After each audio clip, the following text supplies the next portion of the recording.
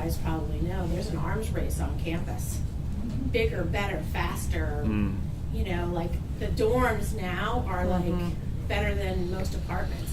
So when Generation Z comes to college with their Generation X parents, you know, I'm looking at it going, you don't need your own kitchen when you have the student center. You don't, you know, you don't need this suite style. So I wonder, how do you think Gen Z students are going to react to, you know, the over-the-top facilities?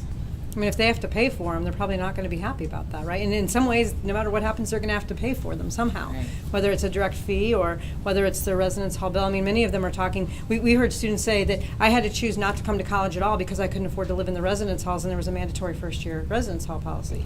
They're making choices about college going based on the additional fees and the amenities that they are forced to pay for. So, you know, and it's interesting because this is a generation that could probably be very, very happy in a much smaller residence hall room, although we have gotten bigger and grander and this and that, and they have to pay for it. And the idea is, could we have some more efficiency places for them to live that would cut down on costs? I mean, you know, they don't have to be poorly constructed. They just have to be smaller units with less amenities, because they're getting priced out of tuition. But I think you're right, they're getting priced out of all these other things, these fancy things, this mandatory meal plan. And I get why you have to have it. I worked as a student union. My salary came from the mandatory meal plan. I understand it. But if those are the things that are making students not come, now not only are we not getting their meal plan and the residence hall money, we're not getting their tuition dollars because they're just not coming at all.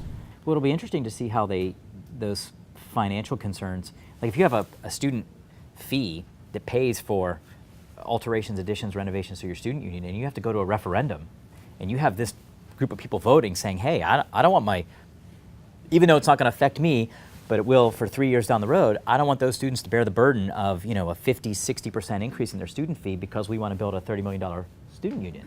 So it'll be interesting to see what the pattern is.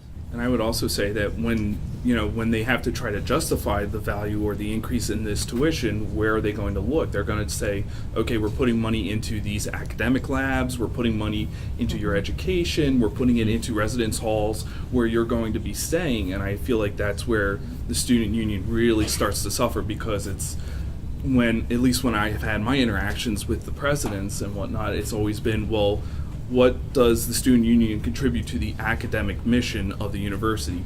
So I think that that's where we also kind of get stuck behind this 8 ball, because, you know, for them it's like, we're going to build the top rate facilities for students for their education, because that's primarily where they're going, is for their academic studies. So they're building these grand labs, these beautiful, you know, science and technology buildings, and the student union just kind of keeps getting cut back and back and back and back, because it's not seen as fitting into that mission almost.